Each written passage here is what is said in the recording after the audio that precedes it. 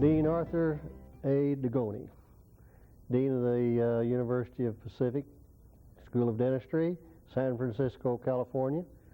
We welcome you here today, giving us your gracious time to tape for the International College series of great dentists in the world.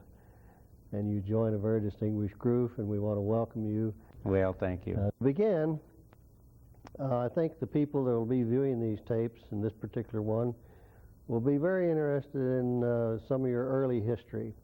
And by your early history, I mean when you were a youngster, your family, and your beginnings in California, and kind of lead up to just a few minutes of giving us a little background of from whence you come. Well, Bill, both my parents were born in Italy, and I have very strong mother and father and very strong family ties. And my mother was probably the strong motivator of wanting me to be something and to work hard to accomplish some things. And early in my career, I had a family dentist who was an educator. He taught part-time at a dental school. I was about 12 years old, and he said to me, "What are you going to do with your life?" And I said, "I don't know." And he said, "Why don't you come down and see my dental school?" And so I went down to see his dental school, and he took me through it. And that was the start of my thoughts that someday I'd like to be a dentist. Was that in San Francisco? It was in San Francisco. I was born in San Francisco, and spent most of my life in the San Francisco Bay Area. Yeah. And I ultimately became the dean of that school that he took me through as a 12-year-old. And your family? Let's hear a little bit about your immediate family, because I know you're very proud of them, and with all the work that you do in dentistry, you still are a family man, and as it should be. Well, Bill, I'm blessed. I have 7 children, 5 boys and 2 girls. We have 12 grandchildren now. And my oldest son is an orthodontist, married to a lawyer. And that covers both sides. That covers both sides. Fact is, we now have 2 lawyers in the family. Oh, my. 1 hygienist, 1 dental assistant, and 1 computer scientist, and 1 educator, and a graphic designer, and a young man that's starting his career in sports management. Yeah. But the family probably is the most important thing in my life. People laugh because I often say that they have to live within 28 miles of the home. And one of my sons violated that recently and now lives 90 miles away in Napa, but Apple Computer decided to move their base, so he's now in Napa. But the rest of them are very close. We still have our old home with 7 bedrooms, and they manage to come often, and we like it that way. Great. Sounds as if they had a pretty good role models with their mom and dad when they were growing up too, because they sound like a very successful family. Well, Bill, I've been fortunate to have a wonderful woman that shared the last 46 years with me, and she's been the catalyst to keep things at home running well and spending all the time. Our home was always the Mecca for everyone. So if they had friends, they were always at our home for dinner. Kay made them always feel welcome. That's great. I used to get a little annoyed at 17 cars in the front of the house and people in front of the television set and eating out of the refrigerator, but she was right, and I was wrong, because now, as I look back, young men and women who are lawyers and accountants and CEOs still come back to see Kay, and they call her Mom.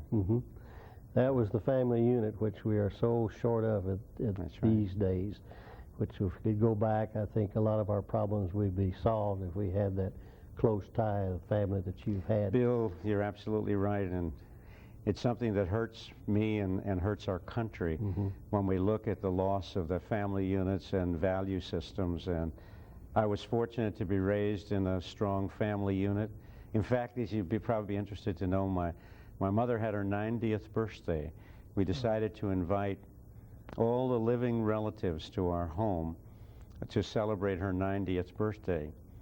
And I sent invitations out to only my mother's side of the family. And 184 people showed up. Oh, that's wonderful. You know, that's wonderful. So, and of course, she loved that. But, Yeah. but you know, the whole essence of that's, I think, if I have any fabric to myself, it's that I really strongly believe in family, and that's what I tried to create at a dental school, is a sense of family. We'll get to that. We talked about that, and we'll get to that a little later on some of your ideas and some of the things you do at your dental school, which are very, very wonderful, besides teaching dental education. Well, we've got you up a little bit now, and you probably went to high school in San Francisco, and then you journeyed off to some type of college work. You had to go before you went to dental school. And I'm interested, as I told you when we met at the airport, that I was completely confused in your CE when I saw you went to the University of Kansas City at Missouri, because that was my old alma mater, and I couldn't for the life of me place you there. And knowing your background, you had to make some mark. You leave a mark every place you go, so you had to leave some mark. Well, we ironed that out. But during World War II, I think you were in officers training, and I'd like you to pick up a little story there for us. Well, Bill, what happened there is that my high school principal was a very smart man, and he called me into his office right after December 7th, 1941, and said to me, you're a junior in high school, and you shouldn't stay in high school any longer. You're 16 years old. I'd suggest you go on to the universities. And by the time you become draft age, you'll have a better future in the military. We don't know how long this war will last. Mm-hmm. Well, I didn't want to leave high school, but again, raised in a family in which someone that was older and wiser, you took their advice. Mm-hmm. And of course, it was brilliant advice, because I got the opportunity to go to college, and I had a year and a half or more before I became draft eligible, and I qualified for officer candidate school and went on to a small military unit that was stationed at Gonzaga University. I went up there and then qualified for professional school and was sent to the University of Kansas City at Missouri. And I was there for 2 years. The war ended, mm-hmm. and I talked to Dean Roy Reinhardt at the time, and he suggested that I transfer out to the West Coast, close to home, where it cost my family less, and so forth and so on. So I transferred out to what was then the College of Physicians and Surgeons mm-hmm. in San Francisco. But I enjoyed my 2 years at your alma mater. It was and still is, a very fine dental school, and I enjoyed that relationship. Well, I know in our conversation we missed each other by about 3 months. I left in June and you came in September, and that's why I couldn't find you there. That's true. But that's great. So we can go back to our alma mater. Well, you know, I was only 19 years old when I was there at the University of Missouri at Kansas City, now called University of Missouri. It was Kansas City Western at the time. Mm-hmm. And I matured a lot there, and there were a lot of wonderful role models there who again helped me mature and gave me a love of the profession. There were a lot of people there who cared about dentistry and cared about their patients and quality of care, and so it was a good foundation. And then the College of Physicians built on that. So. Now, after you graduated from the College of Physicians in San Francisco, did you go into private practice at that time? Or I've missed your career in there. I've got dates, but I don't know really exactly how this came about, because I know you've practiced, you've taught, you've done just about everything, and you've been very heavy in dental politics, so we're going to have to kind of sort it all out, and you're the one that can sort it. Well, Bill, when I graduated again, I was fortunate enough to have the dean call me in his office and say, Art, we'd like you to be in education. And but he said, I want to give you some advice.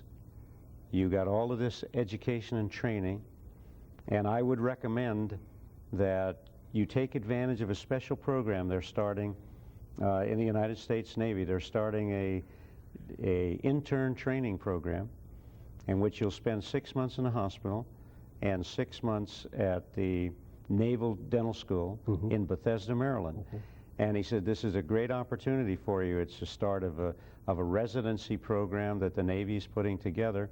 And I know, he said, I believe we can get you into that program. And he said, in that way, you'll return some of your military service back to the government. But if you get into practice, another war starts, they're going to take you out.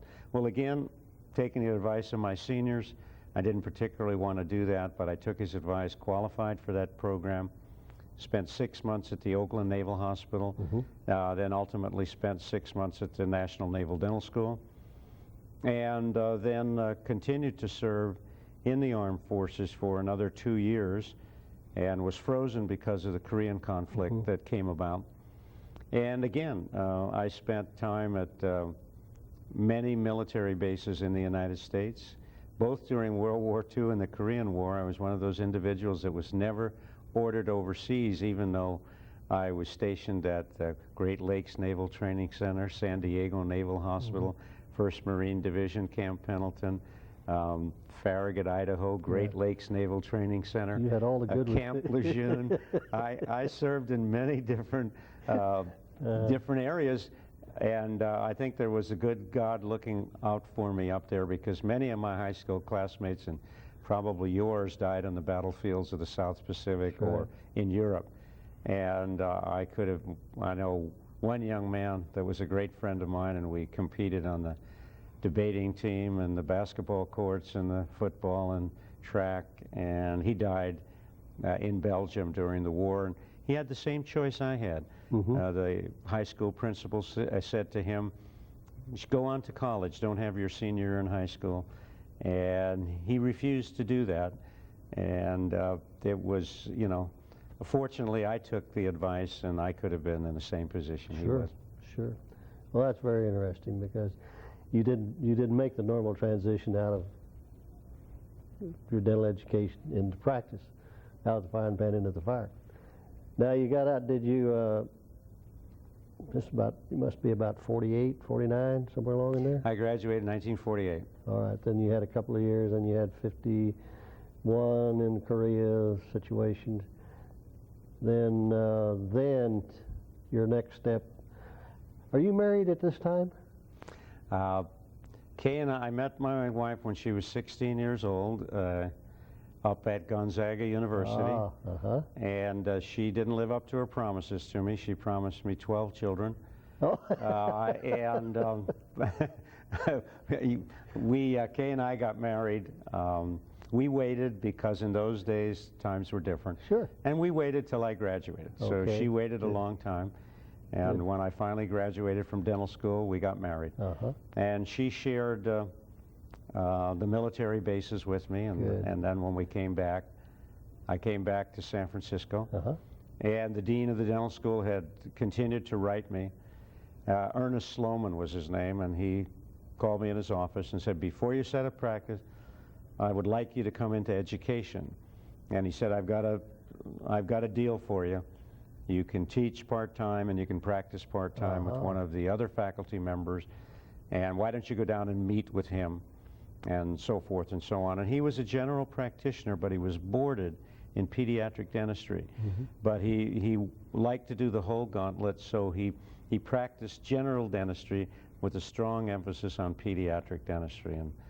And so I taught 2 days a week, and I practiced 3 days a week and Saturdays in this man's office, who ultimately became the dean of the dental school. You're associating with some pretty good people. I was fortunate. Yes, you were in the right place. I've always been very lucky. So you did that for a number of years, and then did you go back to take your graduate training in orthodontics? Well, my first goal is I thought that I'd like to be a pediatric dentist. So in those years, specialties weren't as clearly defined and weren't as clearly recognized. So I qualified in the pediatric area through postgraduate training and practice. And so I declared myself a specialist in pediatric dentistry while I was teaching at the dental school, and I taught lots of the courses in pediatric dentistry, and I eventually qualified, became a member of the Academy of Pediatric Dentistry. And after about 5 or 6 years of doing that, I decided I wanted to be an orthodontist. However, when I went to speak to the dean and the chairman of the orthodontic department and the chairman of restorative, every year they talked me out of it. And they said, Art, you're going to be ultimately the chairman of restorative dentistry here, and we would like you to stay in restorative dentistry. And again, I just would listen. And I kept putting it off. And then we lost a child about 1960. And so I went to the dean and I said, I want to be an orthodontist, and help me. And he said, no problem. He said, I see you've made up your mind. So I only applied to one orthodontic program, which was the University of Washington. And I was told, in my naivete, I was told the University of Washington was the best orthodontic program in the world at the time. And so I thought, oh, well, that's where I'm going to go. Little did I realize there were 600 applicants for 10 position. But I was fortunate to be accepted in the program, and it was the greatest experience of my life. Academically, I spent 2 years at the University of Washington and got my master's in orthodontics. And while I was there, the dean of the dental school came up to see me and said, we don't have a graduate program in orthodontics. I'd like you to come back and be the chairman of the program. And I accepted that, and so I spent another year at Washington learning more about education, more about teaching, and working with the head of the orthodontic program, Dr. Alton Moore, and then eventually came back to still what was the College of Physicians and Surgeons, and came back and began the design of the new dental school and the facilities and a new orthodontic curriculum and program. You really settled in on education about that time. Well, it was interesting. Pretty much, It was interesting what happened, though, Bill, is that in 1963, the country went into a recession. Right. And private dental education was hit very hard. And I came back to meet with the dean, and he said to me, things have gone bad here. I don't have enough money to pay you a salary.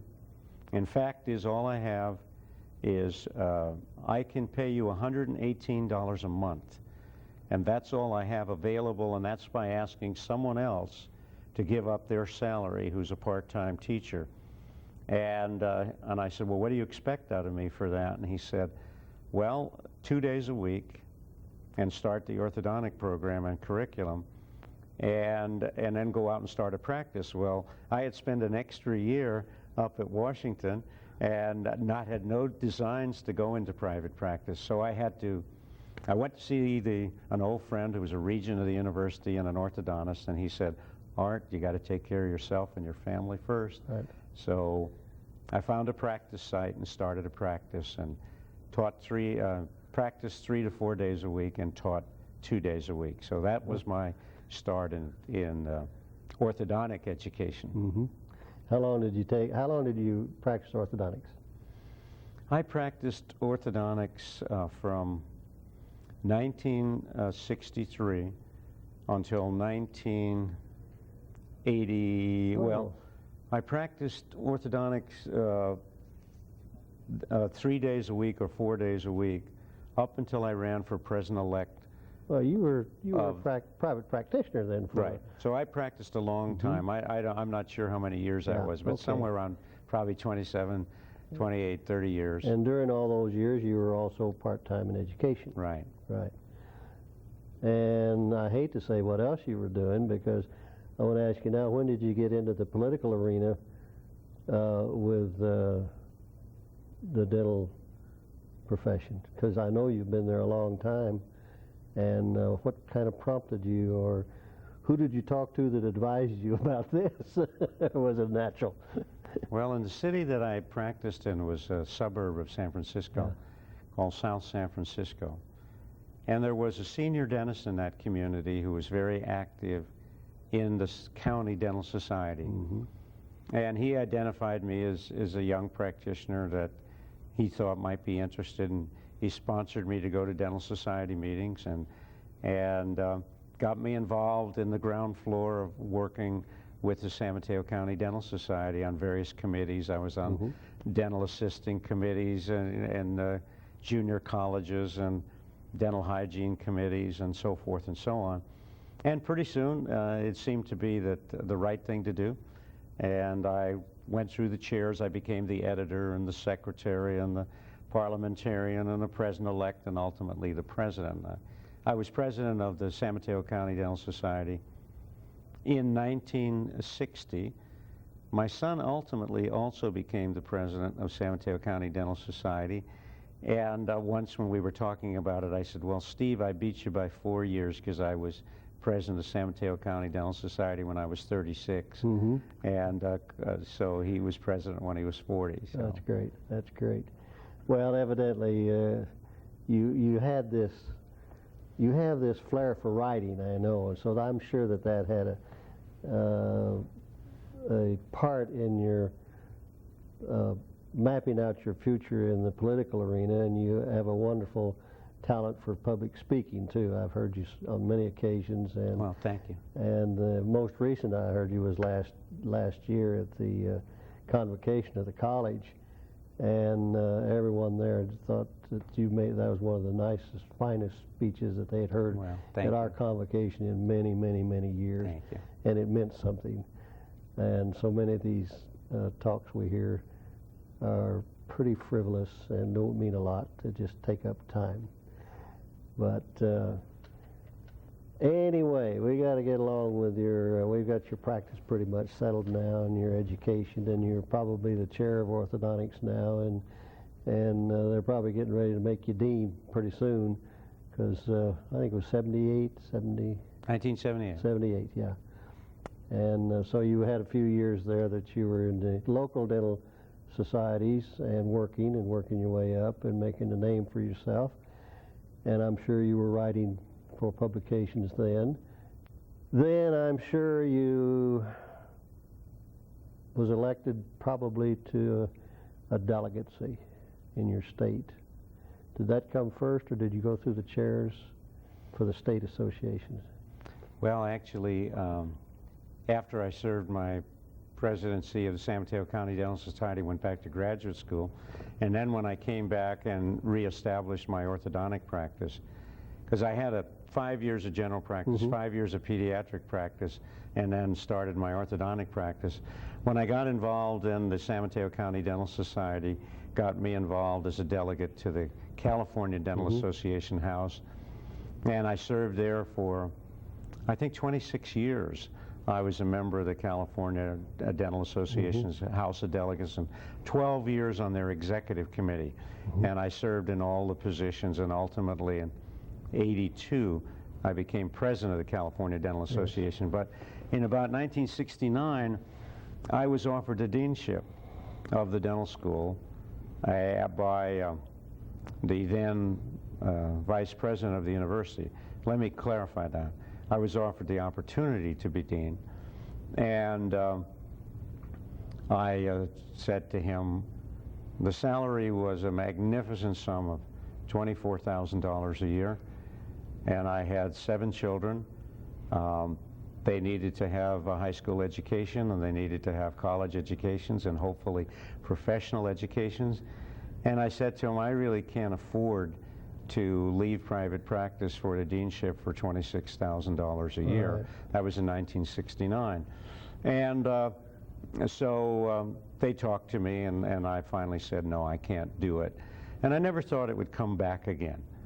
And in about 1978, again, I was approached by the vice president of the university, who said, the current dean, who is leaving to become chief executive officer of the California Dental Association, Dr. Dale Reddick, has recommended that you be dean of the dental school. Would you be a candidate? And I said, no, I don't think so. I've now reached a time in my life in 1978 where I've got quite a few children in professional schools and in colleges, and I said, I don't think so. I think Kay and I would like to enjoy our family and enjoy ourselves more. And he said to me, well, why don't you just be a candidate, and let's see if we can convince you during the process. So the rest is history. I went through the process, and there were 40 candidates, and they narrowed it down to 3, and I was still there. Yeah. And the day I went in to meet with the president of the university, I suspected I was going to be offered the job, because I know that 3 individuals were invited to the university, and we went through the interview process, and then on the Monday morning I received a call if I'd meet with the president. And I received a call actually on a Thursday or Friday to meet with him on a Monday. So Kay and I went to church that morning, and I prayed on it and said, well, I don't really know what to do with my life, but perhaps somebody up above could guide me. And I didn't know that I wanted to be dean of a dental school or had the ability to be dean of the dental school. When I walked in to meet with the president of the university, I didn't know whether I'd say yes or no. And basically he said, well, the job's yours if you want it, and here's what we expect of you, and I took the job. And I've never regretted it. I hope they gave you more than $26,000 for that at that time. Well, the amazing part about it, it was 1/5 of the salary of the amount of money I was making in private practice. Yeah, I'm sure it wasn't So comfortable. when I met with my CPA and my lawyer, who are good personal friends, we made a list of all the pros and cons, and the pros were that small and the cons were that long. And when I made the decision, of course, they were waiting for me that evening. We went out to dinner, and they said, Art, you didn't make a decision of the mind. You made a decision of the heart. And as my lawyer said, he was offered the deanship of his law school, and he was a very successful lawyer, and his greatest regret was that he didn't do it. Didn't take it. And so even though it was a lot less money, I can actually say the satisfaction and happiness I've had of being dean has been very rewarding. Yes, and your contribution to dentistry has been much greater than if you'd have stayed in your office. Well, thank you. I know that. Thank you.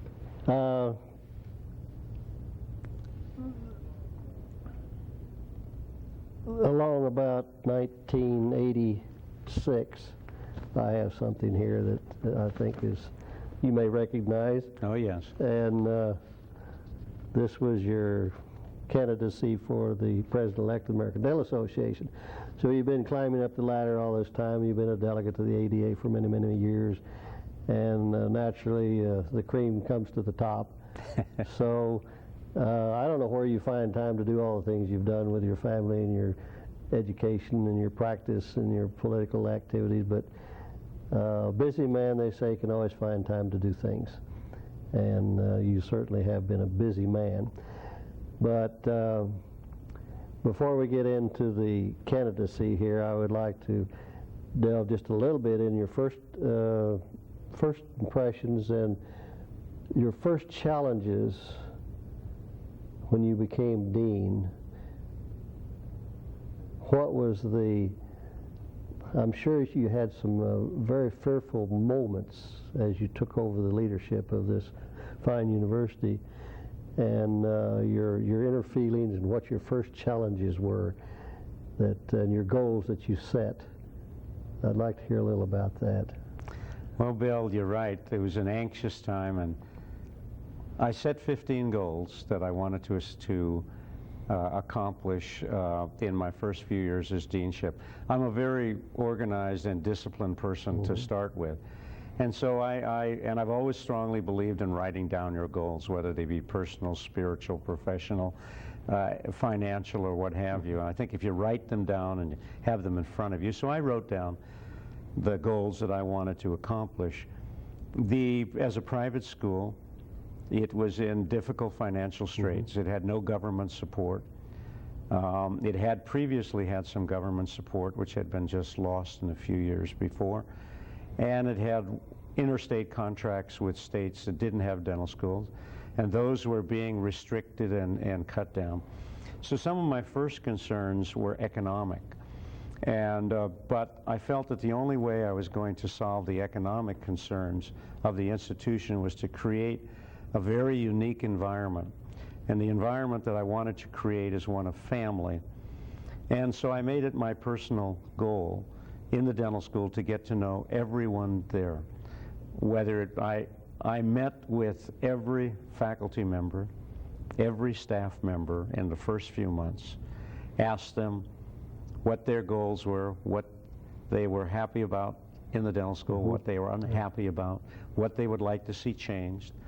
And I set up meetings with 9 students a day. And each day I would meet with 9 students as a group until I finally went through the entire student body to find out what they thought of the institution, how they wanted it changed, and what they would like to accomplish. So my first goal was to create an environment, a sense of family. And then if everyone had a sense of family and wanted to work together, we could begin to solve our economic needs. And then, of course, there are all the problems of attracting a good faculty, getting the best student body, finding the resources. So I placed a lot of emphasis on image, on a place that would be very special from the educational point of view. I strongly believe that students should be treated with a great deal of respect, and all individuals should work with each other in an atmosphere of respect. So I wanted to create an environment in the dental school that a student was an alumnus from the day they entered, not the day they graduated. And so we built a very humanistic environment where students' opinions were valued. Students had the opportunity to serve on every committee of the dental school, including promotion and performance committees, including promotions and tenure committees. And we gave them an equal seat at the table. And we began to build that kind of environment. I also placed a strong emphasis on alumni support. So I went out and met with alumni all over the United States, and particularly in California. I also strongly believe that education cannot isolate itself from the profession. So I made a point of meeting with every constituent dental society officer throughout California to bring the outside world into the dental school, to have the outside world understand the dental school, and have the professors and the faculty understand the profession, the problems of the practicing profession. So those were some of my goals and anxieties, and we reached most of them inside of about a 2-year period, and it was fun and still is fun. I still enjoy going to work every day. That was no small task in meeting with all the constituent societies in California. What was about 32 of them, did you say? 32 constituent societies. That keeps you busy because it's a long haul from the top to the bottom. That's right. And I was interested when we were talking the way you did your traveling when you were president of the CDA, rather than by automobile or by commercial plane. It was very enlightening and interesting that you just chartered and hired an airplane to pilot. That's right. And did your flying and let the association pay the normal commercial rate. You picked up the tab and you were ready to go, though you didn't have to wait for an airline schedule. That's being organized. Well, it's shortened. Instead of being gone 10 and 12 hours to go and give 1 hour talk, you're actually gone only about 3 hours or 2.5 hours. And I think the time saved was worth it for me. Oh, yes. So. Well, see, that's part of your organization. You carry that through even into, I would call it a smaller area than your school and your educational thing. But you know, Bill, one of the things I try to tell the students is if there's 3 rules to success, it's be there on time, and be involved. And if you do that, you're going to be guaranteed success. And take the smallest job, and do it better than anybody else has ever done it. Knock their socks off. Whether it be being the barbecue chef at a county dental society barbecue, or making out name tags. And if you do that and so many people miss the opportunity because they're just not there, or they're not there on time, Right. or they just don't get involved. And it's not their cause. It's something they don't own. And they, you know, I think every dentist needs to own dentistry, needs to own the dental society. And if you own it, you take a personal interest in it, and you'll give to it. And anytime you give, as you know, better than anyone, if you give, you get 10 times back. The rewards are great. And there's really no better time than right now to get involved in your profession and give some time and thought as to what's going on and what's happening to your profession. That's right. The challenges are awesome. And the problems are that, I'm speaking locally, our involvement isn't what it should be. And it's sad, but it's going to come home and tell these fellas what's happening, and they may have been able to turn it around. Anyway, there was an article here that says licensure, and of course licensure is still a topic of conversation, but a couple of years ago you said that even though the people of California wanted this particular licensure by credentials, you were representing the United States and all of the dentists, and I'd like you to talk a little bit about licensure and the way you handled it as a delegate and as a president.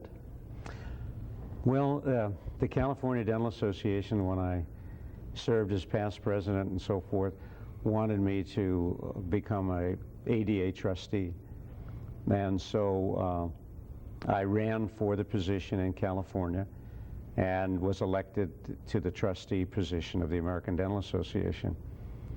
And one of the things I tried to tell California, that when I became a trustee of the American Dental Association, I was a trustee of the American Dental Association. Although I represented California, it was important that when I got to the national level, that I looked at the best interest of dentistry and the best interest of the public and the best interest of the country.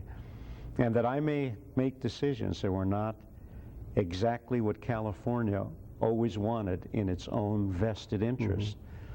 And I made that quite clear, and each time I would come back to California after a Board of Trustees meeting, I would inform California of the position that I took on various issues and inform them when my position was different than their position. And I made it quite clear that I would not go as an instructed trustee, because that stifled any ability to grow or understand an issue from the nation's point of view rather than just from California's point of view. The issue of licensure, of course, has always been very important to California, and California's taken the position that they strongly support licensure by examination. The American Dental Association went on record in the early 70s as supporting licensure by credential, but supporting the state's rights, that the states had a right to determine how they could best protect the public interest. Well, when I became president of the American Dental Association, because so many dentists throughout the country are unhappy with licensure, with the world changing, with dentists wanting greater freedom of movement, with many more women coming into the profession, many more dentists married to professional people, lawyers, individual marriages now having dual professionals or dual individuals working, one a lawyer, one a dentist, one a CEO, one a lobbyist, and so forth and so on, and people move. I challenged the House of Delegates of the American Dental Association to take a look at licensure and to study it and to find out if what we were doing on a national picture was really in the best interest of the public and the profession. And I've always tried to challenge myself and challenge our profession to not accept the status quo, to not accept the way we always do things, and that we needed to change because the environment and the world around us is changing drastically. And if we don't change, we could go the way of the railroad industry when they forgot that they were in the transportation business and they lost out to other segments of in the competitive marketplace. And so I strongly believe that we have to continue to look at ways that we can improve. Licensure is a critical issue because it protects the public. And we can't walk away from licensure, but certainly there are better ways of doing it than there are today. Licensure originally was created when there was dental schools without any standards, dental schools without accredited programs, dental schools that were not certified by the Commission on Accreditation. They were proprietary schools. So at the turn of the century, licensure was created. And in the first years, it was friendly licensure. What licensing bodies said, well, those individuals that are graduates of approved dental schools, we will automatically grant licensure to. Those candidates that are graduates of proprietary schools will have to take a licensing examination. After about 30 years, then we became into the period of different form of licensure, unfriendly licensure as it was, and so no longer would the states approve automatically graduates of dental schools, even if they graduated from Commission accredited programs. And my position is a little contrary to some of my colleagues in California and some of my colleagues throughout the country. I believe that continued competency of the professional will protect the public. Entry-level licensure does not protect the public, because if you take an examination once in your lifetime and never take another examination again, you have not protected the public. And it's a distrust of education. And I want to break down the barriers of distrust. I want the dental schools to personally to be the best that they can be. If they should be accredited by the Commission on Accreditation, every graduate should have passed Part 1 and Part 2 of national boards. And I believe that they should be licensed. And then every practitioner should have to demonstrate continued competency at least every 4 or 5 years. And that would be protection of the public. What initial licensure has come about to be is harassment. It's costly. Many of the public patients abuse the privilege by charging students exorbitant sums of money to sit for licensing examination, $1,000. They deliberately will come late and say, well, doctor, I'll continue to sit for you for examination if you pay me $1,000 to stay, and so forth and so on. And I think there are better ways, and together we can find better ways than the way we've been doing things. So licensure's an issue where almost 75% of the profession is unhappy with licensure. And slowly but surely, licensure by credential is coming about. And the state of Washington recently, state of Alaska, state of Hawaii, state of Texas, all have approved licensure by credential, which is kind of an interesting turn that's coming about in the last 4 or 5 years, where we're looking at licensure a little differently than we've looked at it before. The pressures and the mobility of people wanting to move into different areas. We still have to protect the public, and that's extremely important. I don't think we should ever walk away from that. I thought in your presidential speech that you made in Hawaii, which I have here, that a quote from President Theodore Roosevelt said, "Far and away the best prize that life offers is the chance to work hard at work worth doing." And I know just from listening and reading about you that this has been one of your, I think, one of your guidelines in the back of your mind at all times, that you work hard at things that are worth doing. And what were some of the other goals that you set when you were president of the ADA that you wanted to leave for posterity? And you know you can't change the whole system in a year, but I know you wanted to leave your mark. What were your goals with the presidency of the American Dental Association? Well, again, I set some goals and wrote them down, and primarily I asked the Board of Trustees to understand that I would not be a dictator as president, that I did not believe that any president owned the American Dental Association, that the president should set a vision and the president should try to sell that vision to the board, and if it was sold to the board, then they could move forward. But if each president every year brings a different agenda to the board, it's what I call zigzag management. It never gets anywhere. So some of the things that I tried to do and some of the things that I tried to set as our goals for the association, first of all, was to break down the barriers between staff of the American Dental Association and the Board of Trustees. And during my term as trustee, I realized that there was a barrier that had been artificially created. And it's sort of like education can blame practitioners and practitioners can blame education, and they don't communicate with each other. And so the staff sat here not fully appreciated for their value and their expertise. And the Board of Trustees sat over here, and they didn't mesh together. So one of my goals was to break down the barrier. And so I invited staff. There are 423 staff members of the American Dental Association at the time, and I tried to involve key staff members in every activity of the association. I asked the board if they would mind changing the seating, which used to be the board on one side and the staff on the other.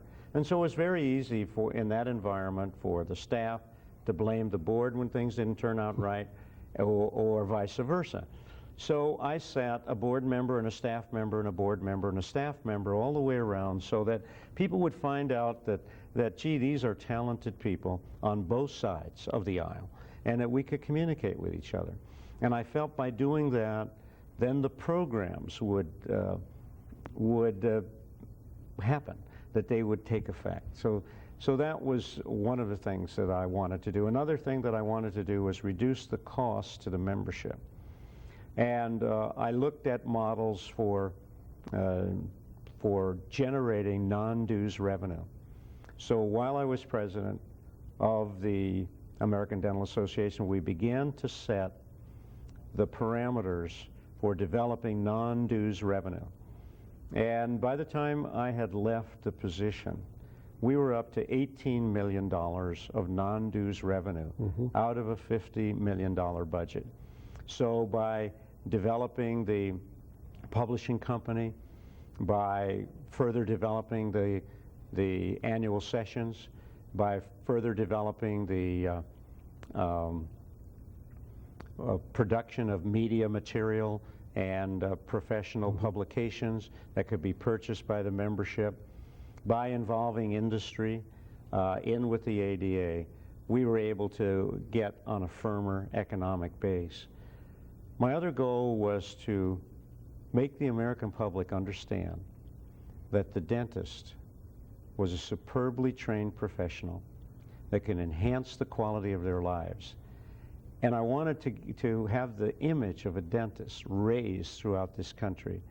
So I put a great deal of effort into public relations. I put a great deal of effort into public awareness programs.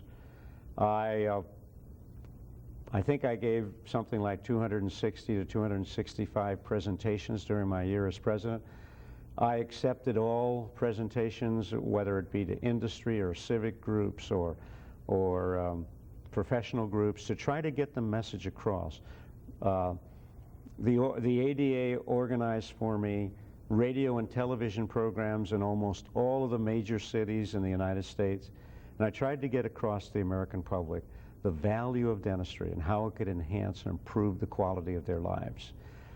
And tried to bring to the forefront technology and science, and that the dentistry had moved far beyond the narrow confines of the 30s, 40s, and 50s, that it was a learned profession and a true profession in every sense of the word. And so that was part of the goal, to create a major public awareness program in the United States.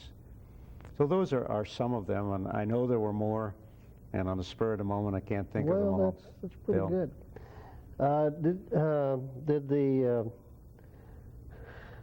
During your term, did the question of moving the central office from Chicago to Washington, did that arise by that time, or does that come a little bit later?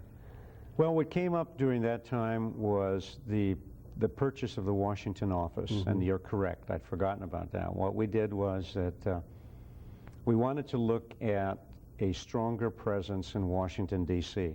We realized that government was assuming more interest in the professions, that the Congress of the United States, that the various government agencies of the United States were looking towards the health professions, and we wanted to be sure that we would have our day in court and that we would be heard.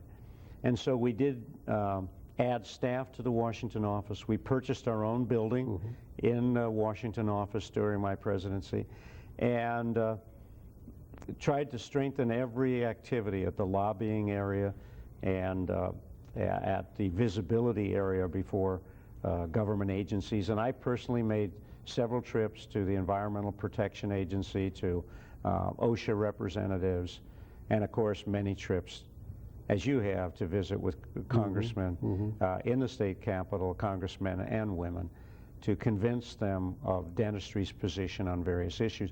And so often dentistry hasn't been heard in the past or at present, even under health care reform. And we need to be heard because we have a marvelous record, as you know, in prevention, in the care that we provide the public of this country. So we deserve our day, and I'm a strong advocate for making sure that we get our day before agencies in the Congress of the United States, and I promoted that as a president. But you know, excuse me for using the word I, nothing is done without people, and I was blessed with a superb staff of the American Dental Association. I had the full cooperation of all the members of the staff. Many of them were personal friends. Tom Ginley, the executive director, was a personal friend. The Board of Trustees were outstanding, and the president-elect, Michael Overby, from Tennessee, was a giant.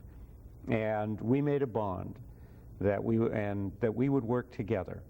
And we involved, the year before, we involved Jim Sidoris in that bond, who was the president before me from Oklahoma. And Jim and I and Overby, as the three of us, worked together so that if we were going to set programs in Jim's year, they would continue to be carried out in my year and in Mike's year. And so we had a wonderful friendship and a wonderful bond and a very strong Board of Trustees who were visionary and wanted to do some things and wanted to change the status quo and make the American Dental Association relevant to every dentist out there.